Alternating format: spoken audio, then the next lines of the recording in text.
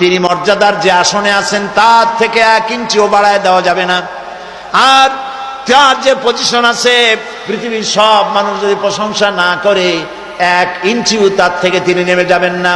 তিনি হচ্ছেন গানিয়ুন হামিদ, নিজের থেকেই প্রশংসিত। সুবহানাল্লাহ। আল্লাহ তাআলা কোরআন শরীফের মধ্যে বলেছেন, লা ইন শাকারতুম লা আযীদান্নাকুম ওয়া লা ইন কাফারতুম ইন্না আযাবী লাশাদীদ।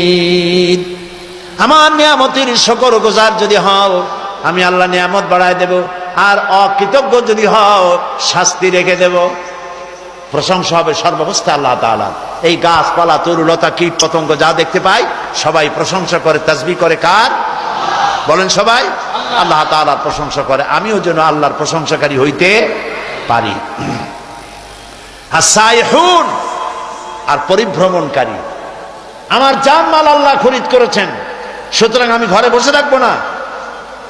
আমি আল্লাহর দ্বীনের পতাকা নিয়ে শহর থেকে বন্দরে, বন্দর থেকে নগরে, নগর থেকে গ্রামে, গ্রাম থেকে গ্রামাঞ্চলে, পৃথিবী